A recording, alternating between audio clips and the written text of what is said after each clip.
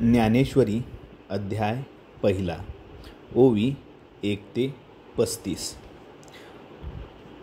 हे सर्वांचे मूळ असणाऱ्या व वेदांच्या प्रतिपादनाचा विषय असणाऱ्या श्री ओंकारा तुला नमस्कार असो व स्वतःला स्व जाणण्यास योग्य असणाऱ्या आणि सर्वव्यापी अशा आत्मरूपी ओंकारा तुझा जय जयकार असो. देवा, तुझ्या सर्वांच्या बुद्धीचा प्रकाश जो गणेश तो तूच आहेस. निवृत्तीनाथाचे शिष्य म्हणतात, महाराज ऐका, संपूर्ण वेद हीच उत्तम सजलेली मूर्ती आहे आणि तिच्या ठिकाणी निर्दोष वर्णरूपी शरीराचे सौंदर्य शोभून राहिले आहे. आता शरीराची ठेवण पहा. स्मृती हेच त्याचे अवयव होत. या स्मृतीतील अर्थ सौंदर्याने लावण्याची केवळ खाणच बनले आहेत. 18 पुराणे हेच अंगावरील रत्नखचित अलंकार. त्यात प्रतिपादिलेली तत्वे हीच रत्ने, शब्दांची छंदोबद्ध रचना हीच त्याची कोंदणे होत. उत्तम प्रकारची शब्दरचना हेच गणपतीच्या अंगावरील रंगविलेले वस्त्र आहे आणि त्या शब्दरचनेतील अलंकार हे त्या वस्त्रांचे चकचकीत तलमपोत आहे. पहा, कौतुकाने काव्य नाटकाविषयी विचार केला असता ती काव्य नाटके पायातील शूद्र घागऱ्या असून त्या अर्थरूप आवाज रणझुणत आहेत. त्यात प्रतिपादलेली अनेक रत्नांची तत्वे व त्यात कुशलता, त्यात बारकाईने विचार केला असता यामध्येही उचित पदाची काही चांगली रत्ने आढळतात. तेथे व्यासदिकांची बुद्धी हीच कोणी कमरेला बांधलेली मेखला शोभत आहे व तिच्या पदराच्या दशा निर्दोषपणाने झळकत आहेत. पहा, 6 शास्त्रे म्हणून जी एकमेकात तेच गणपतीचे 6 हात आणि म्हणूनच एकमेकाशी न मिळणारी मतेही हीच कोणी त्या हातात शस्त्रे आहे. तरी हातामध्ये अनुमानरूपी परशु आहे. हातात प्रमाण प्रमेदी षोडश पदार्थांच्या तत्वभेदरूपी अंकुश आहे. हातात ब्रह्मरसाने भरलेला ब्रह्मज्ञानरूपी मोदक शोभत आहे. बौद्ध मतांचे निदर्शन करणाऱ्या बौद्ध वर्तिकांनी प्रतिपादलेले बौद्ध मत हाच कोणी स्वभावत खंडित असलेला दात तो एका हातात धरला आहे.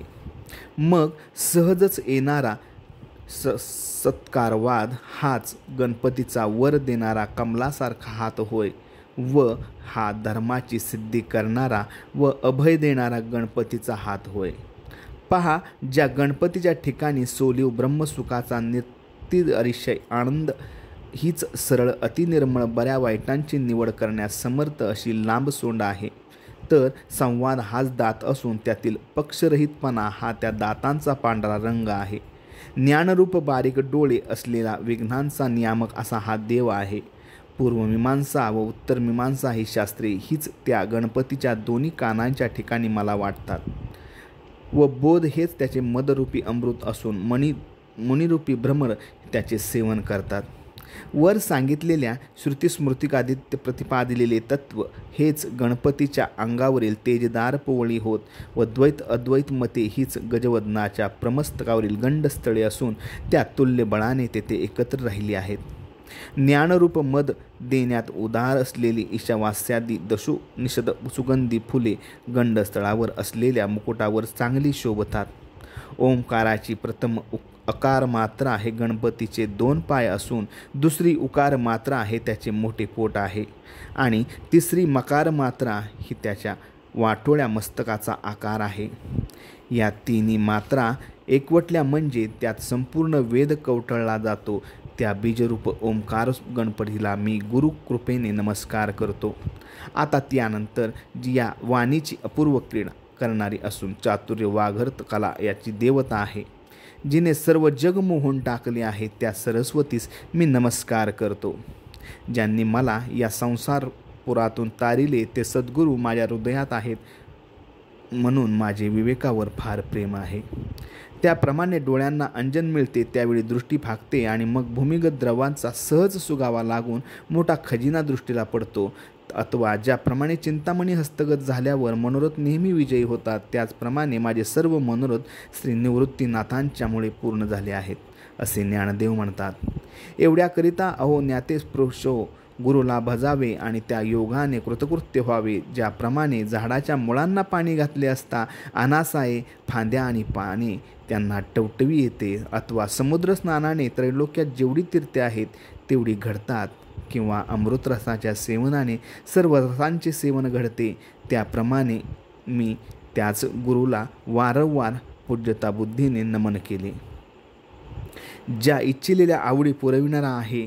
आता ज्यात गीता निर्माण झाली अशा महाभारताची खोल विचारांनी भरलेली कथा, जिचे महात्म्य आहे का, ही कथा सर्व चमत्काराची खाण आहे किंवा विचाररूपी वृक्षाचा अपूर्व बगीचाचा आहे, अथवा ही सर्व सुखाचे उगमस्थान आहे, अनेक सिद्धांताचा मोठा साठा आहे, किंवा शृंगारादी नवरसरूपी अमृताचे तुडुंब भरलेला असा हा समुद्र आहे, किंवा ही कथा प्रत्यक्ष श्रेष्ठ स्थान ब्रह्म असून सर्व विद्यांचे मुख्य स्थान आहे, त्याचप्रमाणे संपूर्ण शास्त्रामध्ये ही श्रेष्ठ आहे, किंवा ही कथा सर्व धर्माचे माहेरघर आहे, सज्जनांचा जिव्हाळा ही सरस्वतीच्या सौंदर्य रूप रत्नाची भांडार आहे, अथवा व्यासांच्या विशाल बुद्धीमध्ये स्मरून सरस्वती या कथेच्या रूपाने त्रिजगताकात प्रकट झाली आहे.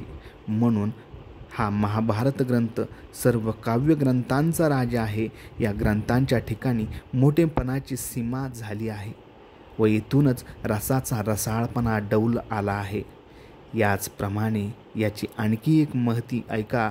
यापासून शब्दाच्या संपत्तीला निर्दोष शास्त्रीयता आली, त्यामुळे ब्रह्मज्ञानाची मृदा वाढली, येथे चतुरता शहाणी झाली, तत्वाची गोडी आली व सुखाचे ऐश्वर येथे पृष्ठ झाले.